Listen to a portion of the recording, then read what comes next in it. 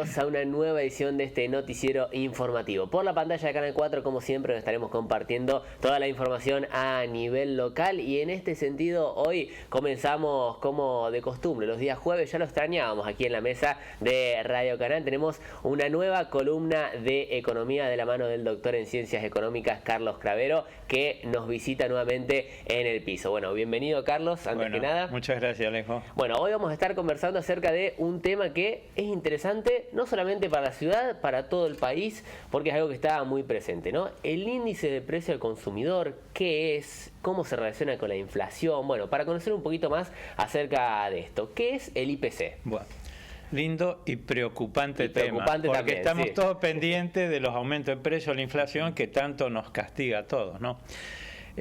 Como ocurre todos los meses, hace unos días se publicaron los índices de precios al consumidor, Bien. el índice de la inflación. Sí. Y se está mencionando cuando se publica el índice de precios, que antes no se mencionaba tanto, dos índices, el índice de precios al consumidor total y el índice de precios núcleo, Bien. que ya vamos a explicar. Pero creo que vale la pena que expliquemos cómo se calcula el índice de precios, porque la gente puede creer que es medir uno o dos precios y no es así. Todo esto comienza con un trabajo que hace el INDEC, Instituto Nacional de Estadística y Censo, que es un órgano del gobierno, un órgano técnico, estrictamente técnico, que relevó a más de 45.000 hogares, Bien. estudiando los consumos que hacía, qué consumía, qué cantidad consumía, cuántas veces compraba al mes. Bien. Entonces, con todo eso elaboró una canasta de elementos de más de 300.000 artículos, que es lo que sirve para hacer el cálculo de precio. O sea, Bien. no es mirar un solo artículo. No, son más de 300.000. Más de 300.000. Bien. Que se entiende que es lo que normalmente consume en términos generales una familia, ¿no es cierto? Luego de eso, con esa canasta, llamémosle así, se hace un relevamiento a cerca de 40.000 comercios de todo tipo, supermercado, comercio de cercanía, los comercios tradicionales, que están distribuidos en distintas regiones del país. Y no solo que se relevan los aumentos de precio mensualmente, sino que se lo hace entre 1 y 2 veces al mes. Bien. Y tiene otra particularidad, por eso digo que es un método estadístico, matemático y muy estricto, y tiene distinta importancia si el aumento se produjo en la primer quincena o en la primera semana del mes o si se produjo en la última. Va a ser distinta la importancia que en el cálculo matemático le asigna. Bien. Entonces, como vemos, esto es un tema, un cálculo técnico que puede tener sus críticas o no, pero que responde a algo estadístico y le brinda al gobierno los elementos necesarios para poder trabajar sobre esa base, ¿no es cierto? La ley misma dice que debiera actualizarse cada 10 años. Actualmente se está trabajando con la base 2008, se han pasado más de 10 años. ¿Por qué ocurrió esto? Porque en el año 2007, durante los gobiernos kirchneristas, se hizo cargo del INDEC Guillermo Moreno. ¿Y qué hicieron? Si bien tenían los cálculos técnicos, empezaron a informar índices menores. ¿Por qué? No solo para que la población diga no hay inflación, sino porque el gobierno había emitido títulos de deuda pública, bonos, que suscribieron acreedores de la Argentina, del mundo. Entonces, la retribución era por la variación del índice de precios. Claro. Entonces, le publicaban menor importe y le pagaban menos a los ahorristas. Bien. ¿Qué pasó? Que los ahorristas descubrieron esto, le iniciaron juicio, que perdió Argentina en los tribunales internacionales, y hoy este gobierno está pagando las demandas en dólares, en miles de dólares, por esa barbaridad que se hizo. A tal punto fue el desastre que se hizo con el instituto, que en el 2016 se declaró la emergencia estadística. Bien. Y de allí se está intentando recomponer y poder recalcular de nuevo todos los índices y poder informarlo. O sea, por eso insisto, el cálculo es bueno, más allá de las críticas que cada técnico puede realizarle, que no tomó en cuenta esto, no tomó en cuenta aquello, pero que el cálculo técnico está disponible para el buen uso del gobierno. Lo que pasa es que nuestros gobiernos por allí los usan mal, informando mal, ¿no es cierto? Ese es un poco el tema general de...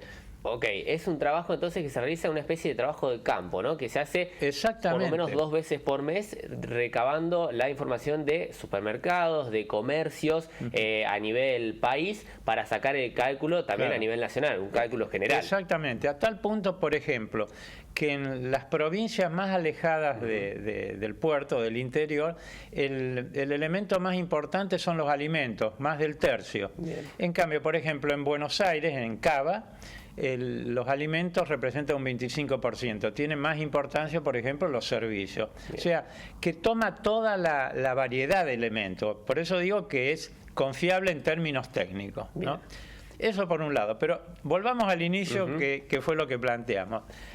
Cuando se publica, por ejemplo, se publicó que el índice de precios del mes de junio fue del 4,6 del índice total, con una inflación acumulada de casi el 280% anual. Okay.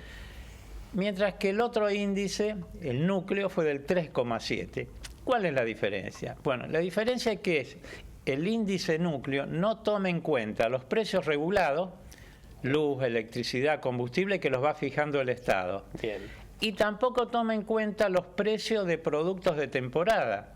Por ejemplo, las verduras, las frutas, que son índices que pueden, o sea, elementos que pueden influir de distinta manera en el cálculo del total. A tal punto es así que muchos técnicos de estadística y muchos economistas consideran que es mucho más importante controlar, vigilar cómo evoluciona el índice de precios núcleo que el total. Sin olvidarnos del total, pero seguir esto, porque son los que en definitiva marcan la inflación y el deterioro de nuestro problema adquisitivo, ¿no es cierto? Bien. ¿Se puede decir entonces que el IPC, este índice, es un sinónimo, digamos, de inflación, que es lo que regula la inflación, ¿no? Exactamente, es así, que nos tiene atormentados a todos, porque si bien estamos diciendo, oye, el índice era antes el 30% mensual, ahora es alrededor del 4%, es una cifra alarmante, porque no solo los países desarrollados, los países vecinos a nosotros,